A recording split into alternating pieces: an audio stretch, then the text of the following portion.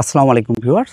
আজকে শহরে যাচ্ছিলাম, হঠাৎ দেখি মেইন রাস্তা থেকে অনেক দূরে একটি শত বছরের পুরাতন, শত বছর বললে ভুল হবে, আমি স্থানীয় লোকজনের কাছ থেকে শুনতে পারলাম যে এই গাছটি প্রায় ৭০০ বছরের পুরাতন গাছ হবে।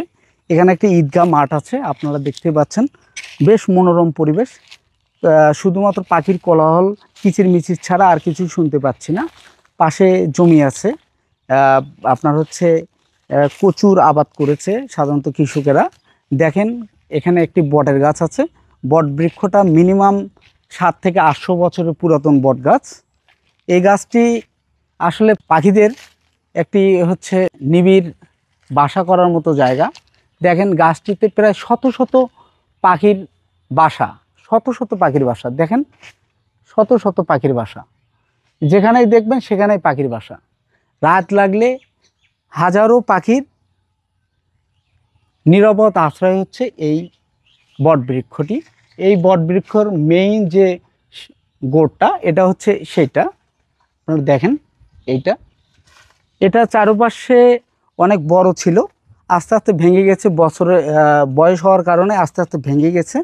ভেঙে যাওয়ার পরে এই শিকড় দেখেন, শিকড়গুলো যেখানে পড়ছে, এই শিকড়গুলো দেখেন, এই শিকড়গুলো যেখানে পড়ছে সেখান থেকে একটি করে গাছের সৃষ্টি হয়েছে।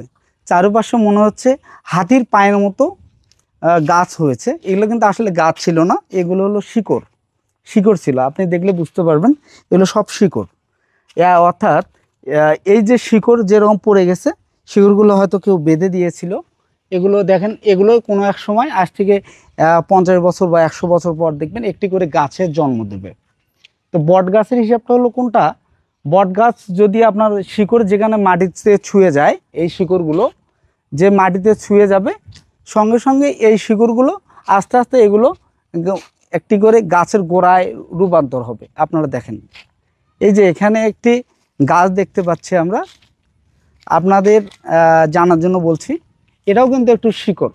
আপনি যদি উপরের দিকে লক্ষ্য করেন, উপরের দিকে যদি লক্ষ্য করেন দেখবেন এটা একটা শিকড় মাটিতে পড়েছিল, মাটিতে আসার পর পরবর্তীতে এটি হলো গাছে রূপান্তর হয়েছে। এই যে ৭০০ বছরের, প্রায় ৭০০ বছরের পুরাতন একটি বট গাছ এসে অনেক মনটা ভালো হয়ে গেল। চারিদিকে কোলাহল মুক্ত একটি পরিবেশ, একদম মনোরম একটি পরিবেশে আজকে আমি উপস্থিত হলাম, আমার মনটা অনেক ভালো হয়ে গেল। আপনাদের যদি কখনো খারাপ লাগে, বিষণ্ণ লাগে, কোথাও ঘুরতে ইচ্ছা করে, তাহলে আপনারা এই ধরনের একটি প্লেসে এসে কিছুক্ষণ অবসাদ সময় কাটাতে পারেন। এখানে এসে আপনি কিছুটা সময় কাটাতে পারেন, অনেক ভালো লাগবে। অনেক বাতাস, অনেক নির্মল বাতাস, অক্সিজেনযুক্ত বাতাস, অনেক ভালো লাগবে। ওই যে দূরে দেখা যাচ্ছে ওটা একটা রাস্তা, ওই যে দূরে দেখছেন ওগুলো হলো বাড়ি, কাছাকাছি কোনো বাড়িই নেই, দেখেন অনেক দূরে বাড়ি। অনেক ভালো লাগে এই জায়গাটা, আমি মাঝে মাঝে আসি, আপনারাও আসতে পারেন। ধন্যবাদ।